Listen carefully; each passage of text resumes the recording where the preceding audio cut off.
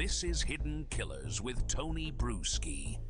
Lori Vallow Daybell isn't just standing trial, she's taking center stage at her own defense as her own defense attorney in a case where she's accused of conspiring to kill her husband. Now, most of us can barely get through a tax return without asking for help, and here she is prepping cross-examination in shackles. Behind the theatrics is a far more unsettling question. How does someone go from soccer mom to a self-declared prophet to murder defendant and attorney and still seem absolutely convinced that she is the hero of the story? Shavaun Scott, psychotherapist and author, joining us. Shavaun, when you look at someone like Lori Vallow, whose belief system has led to multiple deaths and who shows no remorse, are willing to are we taking, or are we talking about delusion here, a personality disorder, or something even more complex when we're looking at the case of Lori Vallow?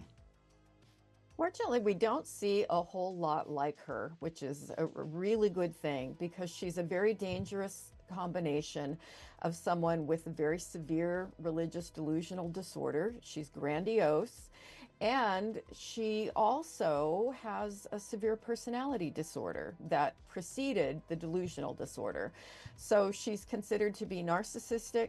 She's manipulative, she's histrionic, she loves attention, and she thinks she's the prophetess from God. And when she hooked up with the cult leader, Chad Daybell, we know what happened. Very, very dangerous people. There's a lot of people who still believe that she is just really extremely manipulative and will do whatever she needs to get her way. Obviously, that is part of her makeup. That seems to be what she's, doing. And we saw it in the Dateline interview. We've seen it when she's talked to her son, Colby Ryan, always trying to get people to believe their perspective or her perspective on everything, or her narrative of the story that's changed 50 times. Is that just delusion, or is delusion more so just kind of a symptom of the bigger problem here? And is she even aware of the manipulation in combination with the delusion? Is it the manipulation? Is that's just life for Lori? Yeah, I think the manipulation is something that just comes natural to her. She certainly used her beauty throughout the course of her life since she was a young girl to get her way. She has the ability to make people feel special. She can be very warm. She can be funny. So she's highly manipulative, but she's also delusional, and that makes her crazy and dangerous. With her and Chad, was that an example of the shared psychosis where the two are believing these sort of things? Or and with shared psychosis, do both have to be on the same level of being a psychopath at that moment in time? Yeah. Can one be way up here and one be like, I'm doing some pretty kind of there, but can also, get off that scale and then not be there anymore while the other still rides it high? Yeah. Yeah, the psychosis is shared, which is another thing that's really rare. But when these two met each other, it was sort of like, propane and a match, and they just both really amplified. And it's possible to look at psychosis on a continuum, and you can say that some people are a little psychotic some of the time, and some of the people are a lot psychotic most of the time. And I think with Lori, extreme psychosis, she fully believes everything that she says. I mean, that is her reality, and I don't think she can be talked out of it. I do wonder about Chad. Not having met him, I can't say for sure, but he seems to me at times to believe his own BS, but perhaps to have a little bit more grounding in reality. At least he knows when to shut up about it, and Lori doesn't. Why are people like Lori, why is she so good at manipulating others, or why was she so good at manipulating others?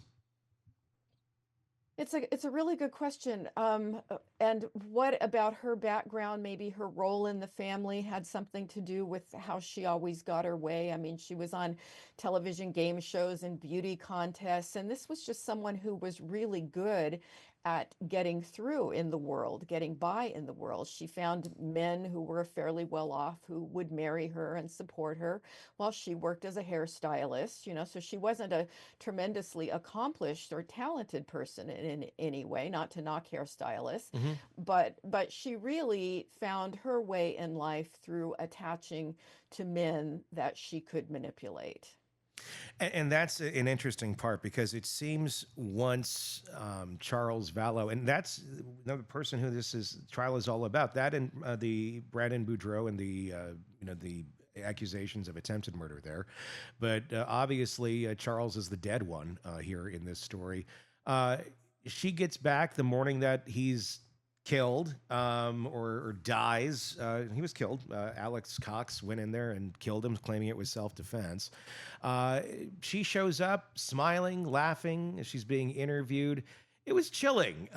Even if you're on the outs with your ex or whatever, and they certainly were, he was calling her out. He was telling police she's lost her mind. She's in this bizarre religious state, and she's not coming out of it. Uh, when you have something like that, what's going on in her mind when she maybe got that information? Did she already probably know what was going to happen? Did she already deal with it, or was there nothing to deal with? Was it just how do we control the narrative because there's Mhm. no empathy going on there? Yeah, I think she really is a person who's able to, once she has a story, fully believe her story. And in her mind, Charles was dark.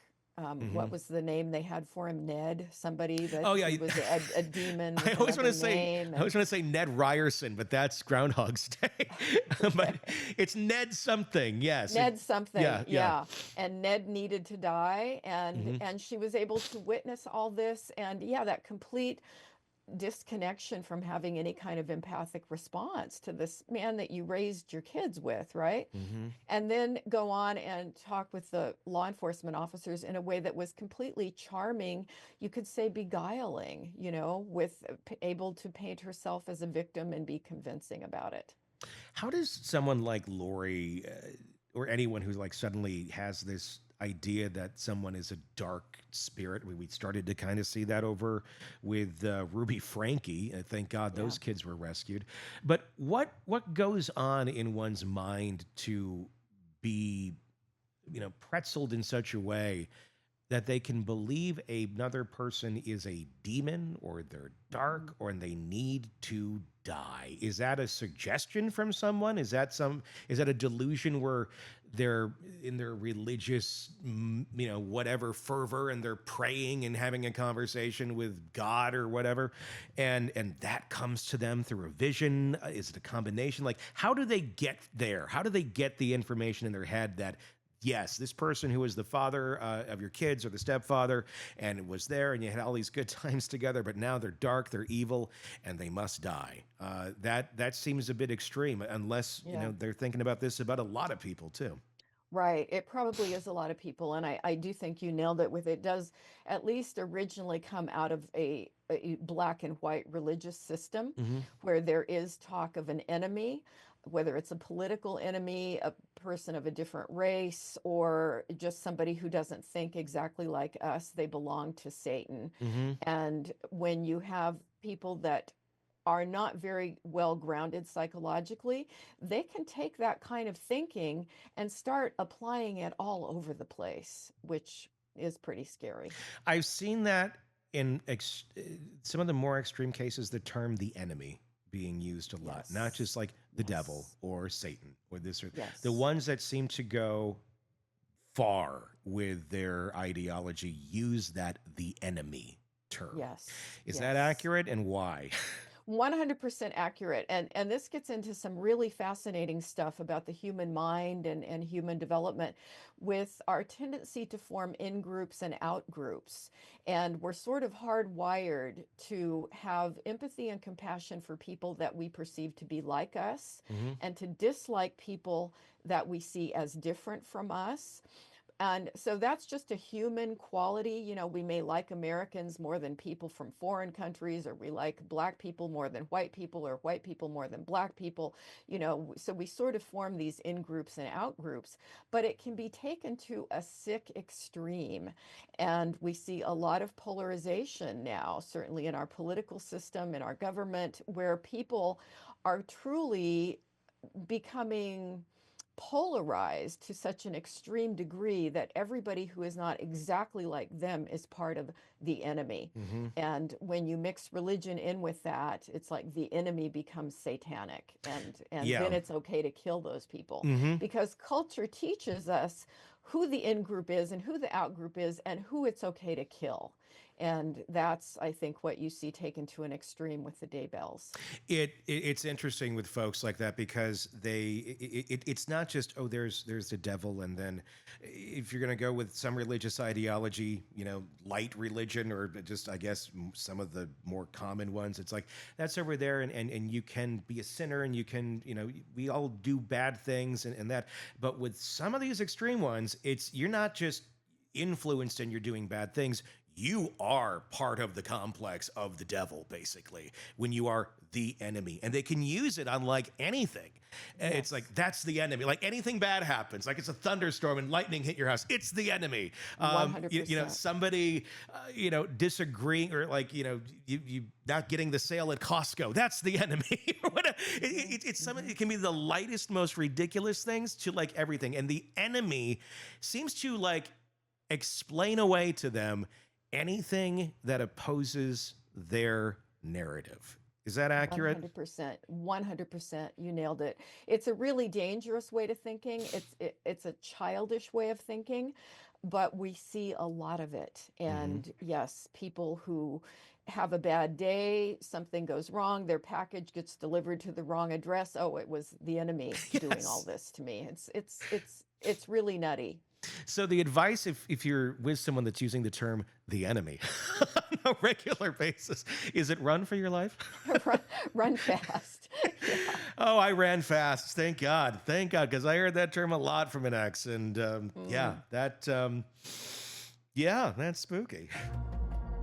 Craving non-stop true crime updates? Press subscribe now and get the latest cases, analysis, and expert commentary delivered straight to your feed, only from the Hidden Killers podcast and True Crime Today.